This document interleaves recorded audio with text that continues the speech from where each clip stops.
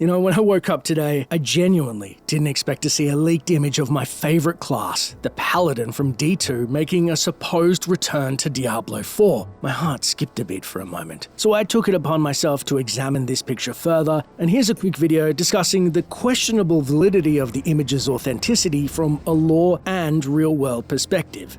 First off, I do 100% believe the Paladin class, specifically Paladin, is returning to Diablo 4 versus a generic Holy Warrior, Crusader, or even one of Inarius' pointy Church of Light Knights. How do I know this? All of said evidence from the lore is outlined in a video Tails and I made some time ago, which will be linked at the end of this video. Now again, I won't go into the lore too much as the other video covers it so well, but imagine your people, the Paladins, have been scattered to the wind, and some angel who is strongly suggested to turn evil, or at least using the church for his own benefits, took on your symbology and claimed to serve the light. You'd want some justice. However, I think we have to see Inarius' story play out first, and then we'll get that later.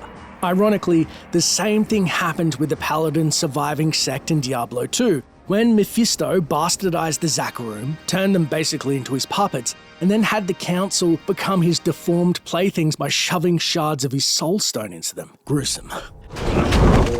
Now, back to the image breakdown. Admittedly, it comes with zero context and is circulating Facebook groups at the moment. Now, I have to admit I had heard whispers that a Holy Warrior was slated for launch, but then pulled last minute to refine further. However, we shall see if this actually happens during an add-on or DLC launches. If we do get the Crusader treatment, as a Holy Knight is probably best left after stomping a heel Inarius and getting some of that real holy retribution versus his church. But again, this is all speculation. What I do know is that this picture, unfortunately, looks photoshopped. To add to its validity though, the Zakarum shield, while fitting, and the aesthetic of the knight having a crown, which is a nice touch as it's all harkening back to Diablo 2, but you'll notice that the picture of the Paladin is noticeably flatter than the rest of the classes. In fact, the image looks almost painted if you look closer. Hence why, in all likelihood, they probably chose to post this grainy phone pic to mask that fact versus an HD screenshot that would of course make him seem separate from the rest of the image, though the lighting is a nice detail.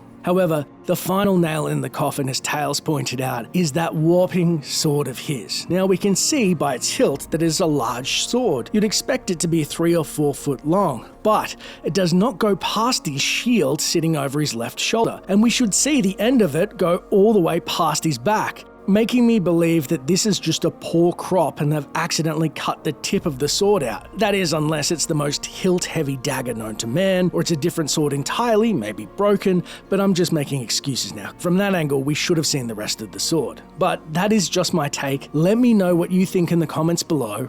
Is the image legit? Am I off base? Or is this just holy bait for us Paladin boys holding out hope? This audience is concluded.